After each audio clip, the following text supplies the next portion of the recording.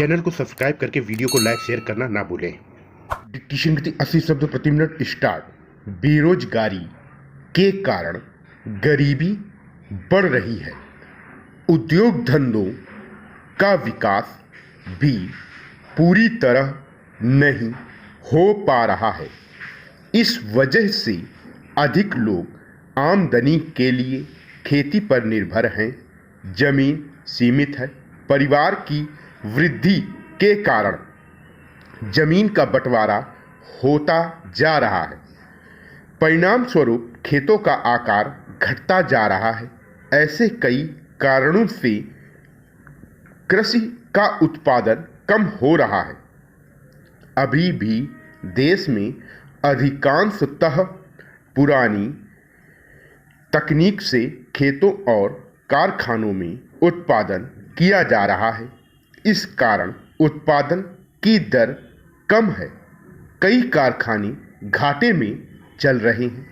इस तरह के कई अन्य कारणों से हमारे देश में प्रति व्यक्ति आय बहुत कम है और परिणाम स्वरूप गरीबी फैली हुई है। गरीबी को समाप्त करना इस देश की सबसे बड़ी चुनौती है।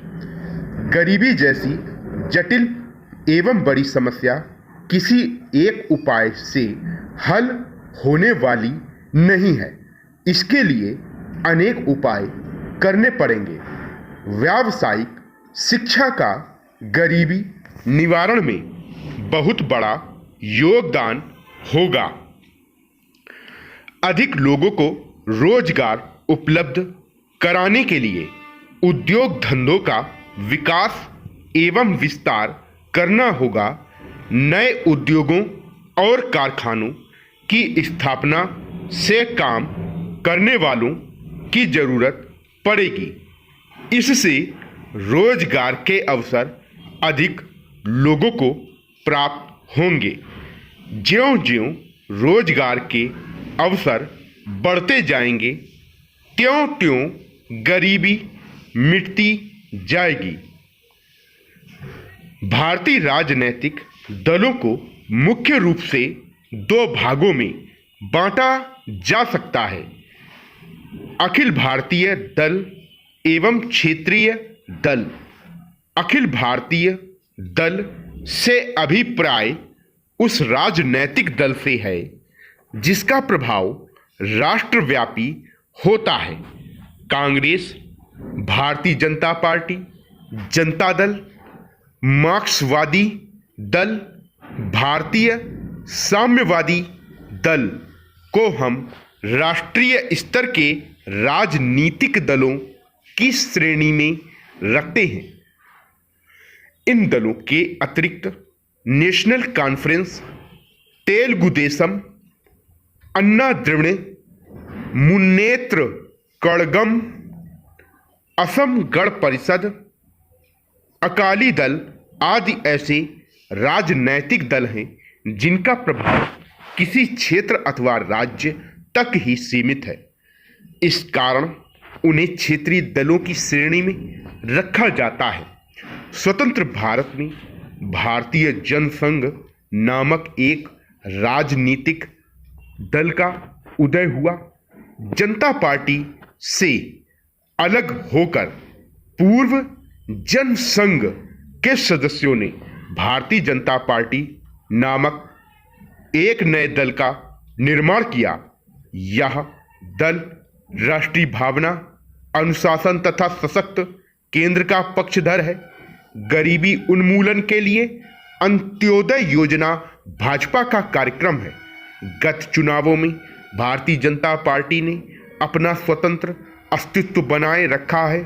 भारतीय क्रांति दल, स्वतंत्र पार्टी तथा विभिन्न किसान मजदूर राजनीतिक दलों ने मिलकर लोक दल का निर्माण किया था। भारतीय साम्यवादी दल से अलग होने के पश्चात मार्क्सवादी दल एक शक्तिशाली दल के रूप में उभरा है।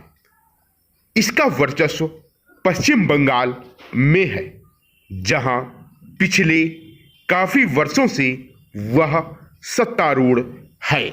अकाली दल पंजाब का प्रादेशिक और सिखों का एक बड़ा दल है। इस दल ने राजनीति और धर्म का मिश्रण कर रखा है। इसकी मांगें क्षेत्रीय तथा धार्मिक हैं। ग्रामीण क्षेत्र में स्वायत्तशासी संस्थाओं का गठन 3 स्तरों पर किया जाता है। ग्राम स्तर पर ग्राम पंचायतें, विकास स्तर पर पंचायत समितियां तथा जिला स्तर पर जिला परिषदें कार्य करती हैं। इन 3 स्तरों के स्वायत्त शासन को पंचायती राज्य व्यवस्था कहते हैं। इस व्यवस्था की सबसे छोटी इकाई ग्राम पंचायत है।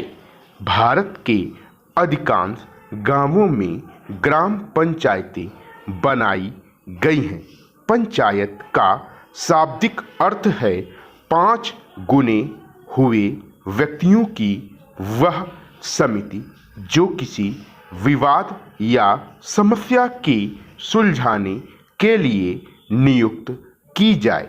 प्राचीन भारत में गांवों में झगड़ों का निपटारा इन 5 पंचों की समिति द्वारा किया जाता था।